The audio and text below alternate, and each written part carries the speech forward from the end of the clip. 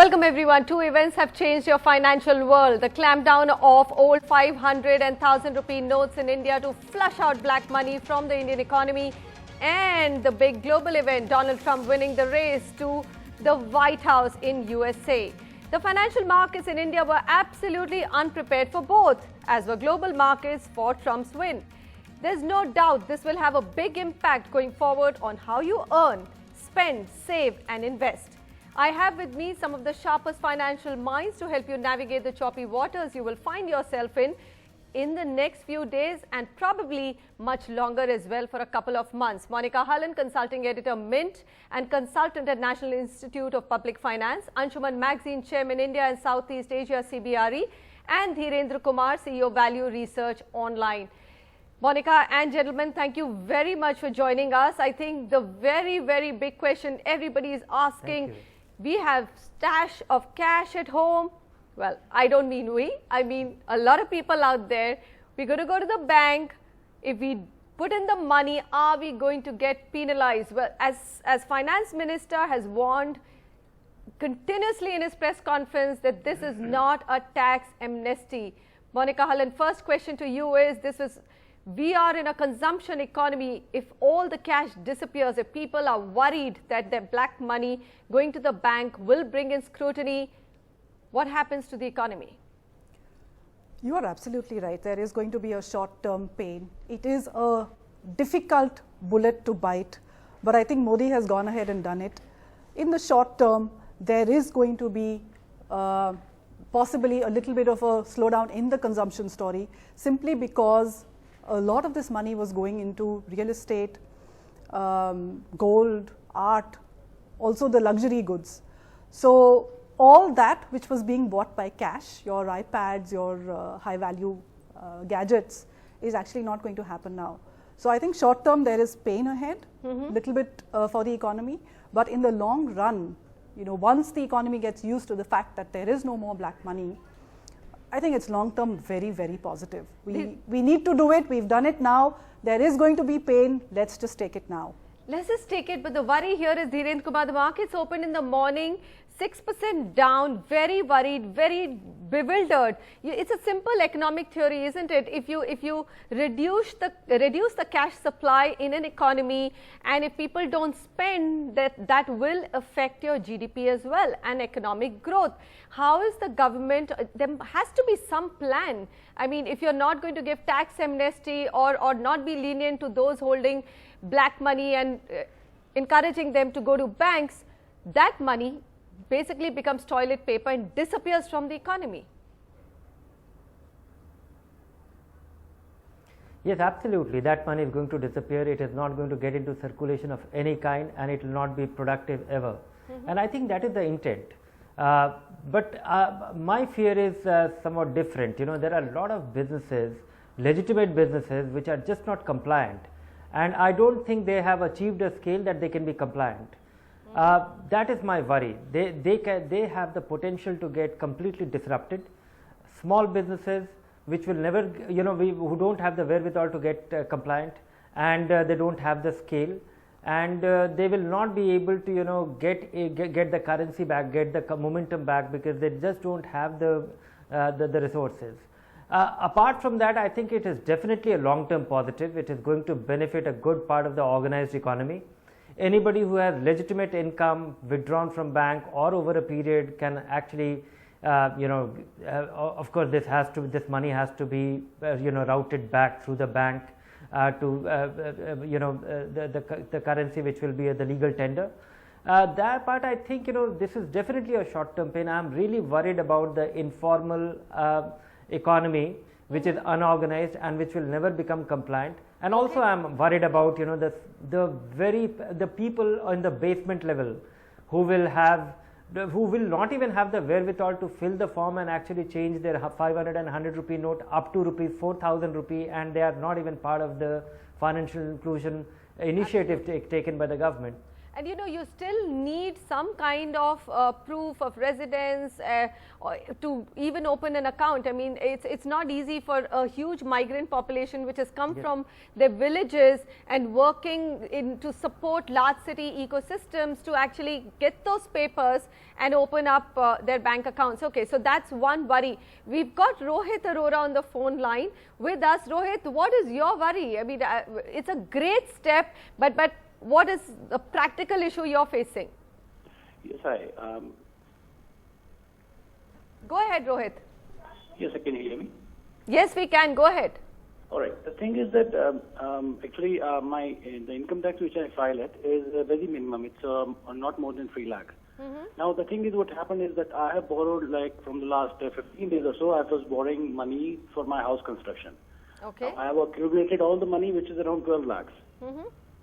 Now I have the money sitting in with me right now, and I want to give that money back to the people, but they don't want to take it. Now I want to give that money to the suppliers, they don't want to take it. Now what should I do with that money? All right, Anshum, okay, fair enough. Let's get to the answer. It's a simple enough question. Anshuman Magazine, this is borrowed money for construction. We'll come to real estate and its problems later. But what does he do? He's saying people don't even want to take back the money, and other than getting it in writing that they have given him the money, and if they refuse to do, he's the one who's going to suffer, right? Yeah, see, of course he will, and that will be a problem. Like Monica mentioned, there will be pain. There will be, in fact, I'm worried about people who have done real estate transactions as of yesterday or day before, where there's cash involved. Right. What's happening? So here at least it's an amount which is still manageable. I think there are people who are going to feel much more pain than he is, and you'll have to, someone would have to take a hit. You'll have to either What will happen to property prices, Anshuman? I know that there have been deals and transactions which have happened over the last 3 days which involve a lot of cash. What happens to all those transactions, and what happens to property prices? See, property, I think first and foremost what's going to happen is transactions will stop. So, you know, They will completely yeah, cease. so for next, till the time people get out of the shock, which can take week, a month or two, there are two reasons. One is because of the cash, the other is nobody can forecast what will happen to the prices. So any buyer also is now going to wait and watch. So I think next few months the biggest shock will be that transactions are going to stop quite a bit. As far as the prices are concerned, there is expectation the prices will fall in you know, the high-end market. But there will be a dominoes effect. Nobody will escape the fall in prices, Anshuman. It's very easy to say, of course, they'll fall more in luxury properties, but when transactions stop, when black money gets sucked out, that domino effect will be felt in real estate across board. There's no doubt about that, but the fact is, the amount of it is very difficult to predict, because it also depends on what is the supply. See, the one thing is the property prices already come down. Right? Okay. Now, after that, if transactions... So, no one knows where the bottom is. That's what we're saying. Plus, if transactions are not happening, how do you determine the price? Determine the price. And that's so much key, you know. fear and psychological. We can determine the price if we follow some financial norms. Which The is rental to look at, yield. Of course, No, I mean, look at the absolutely. rental yield. Yes. The minute, so the two ways is rents go up or your price falls down. So 3%, 4% rental yield is average what you should be expecting. I think inflation plus 1%. Much less. Residential, No. Sorry. So in terms of how far the prices need to fall, you need to see what your yield should be. If you're looking at a 3 or 4% yield, But then in residential, will actually, you have don't to- look at yields, you know, because residential yields are nothing. Anshuman, the reason why we don't look at yields is Because they were so because bad. there is so much inflation and Correct. bubble in the prices built because of the cash economy. Of course, And we've got experts making us believe that India is not about rental yields in residential. It's all about capital appreciation. And that's not going to happen. All right, Dhirendra, very quickly, your view on different asset classes. I mean, there is nervousness, no one knows, markets are bewildered. You talked about informal economy. All of this is going to be painful, and in this shakeout, all asset classes are going to shake out. Gold is suddenly spiked up. So what does a common investor do? No, the common investor, you know, the only alternative he has as an investment avenue is equity and debt. And incidentally, I'm so upbeat about equity simply because, you know, despite what has happened in the morning, the market simply took a view that, Mr. Trump is going to be very disruptive.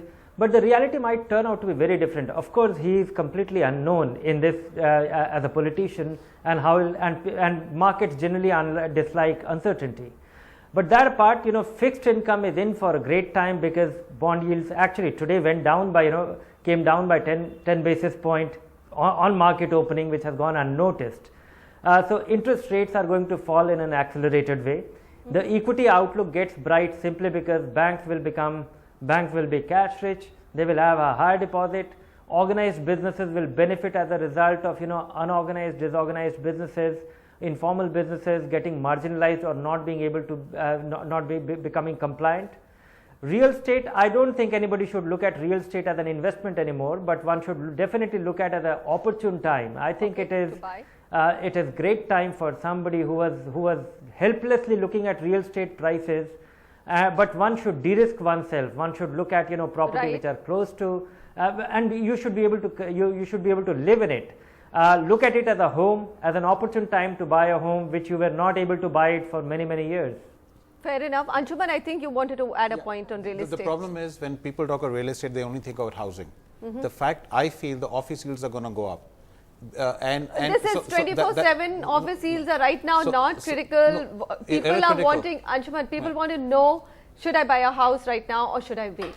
And where will the prices go? No, but the fact is, I don't think anybody will start buying houses now, and it also depends at what price band. So we are again thinking of Delhi and Mumbai. There are projects in Bangalore or in Chennai, which is at a price point which is affordable, and they have not increased so much. Okay. So for an end user, maybe that's still a time to buy. But which is exactly what Dhirendra has said. But again, it's early days. The real impact of this and everything else will be felt in next few months' time, and I think people are going to stall their decisions. They will stall the decisions, and it is going to be painful. Prices will fall. Somebody will have to cut prices, because there are a lot of developers who are also sitting on leverage, on debt, and they need to service that debt, and for that they'll have to sell properties. Okay, we've got another question.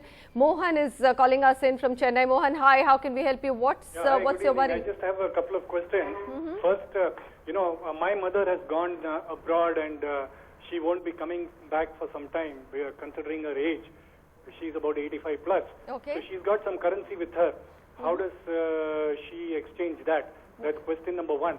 Question Currency number means two, she's got rupees at home. She's got 500 and 1,000 rupees. Is that what you're saying? She's got 500 and 1,000 rupees notes to the extent of about 10,000-15,000 rupees. Okay. So how does she go about exchanging that? The second question, if you want to buy property, say you want to buy an apartment, most builders would ask a small portion at least of the cost as cash. They want it in the component they will ask for in cash. So that again will keep the parallel economy going. All right, Mohan, let's answer your question. So builders will not ask you for cash anymore. They can't. They don't have a place to stack it. Anshuman, am I right? Monica, right. they have no place They don't have, but I'll take the NRI question. Yes. It's a good question, because it's very, we've got a lot important. of people asking what happens to my money. So as NRIs, you're allowed to keep 25,000 rupees as currency. If you have more than that, you can't exchange that. But up to 25,000, you can exchange through your NRO account.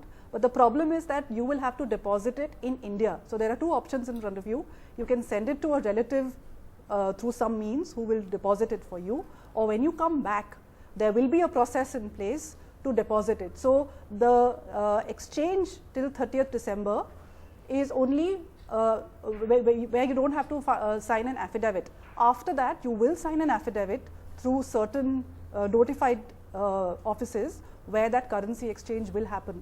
So I think we should just wait for the government to put a process in place. It will be in place, but if you have more than 25,000 rupees, you will have to sign a declaration to say why did you take more than what was legally allowed. Legally allowed, and more than 25,000 has to be explained. When was it withdrawn out of your bank accounts, and why was it kept at home? But one more thing. All right, Mohan, we'll have to Manisha, unfortunately I would like to add one more thing to Okay, this. very quickly, go ahead. Okay, we're going to slip into a break. Money, if she comes back till 31st December, even after that, she can deposit it with the post office or a bank, and up till All right, And we're going to after take that, a till Mohan, 31st March, unfortunately, I have to Reserve cut Bank you will do short. it. I'm It really is only sorry. done at the We're going to we will write to us offline. You know, my email ID is very easily available, and Monica's as well, and we'll answer that question. We'll slip into a quick break, come back. Gold is an extremely important discussion as well, and the love that Indians have for gold. And now with prices going up, are they going to start looking at that asset?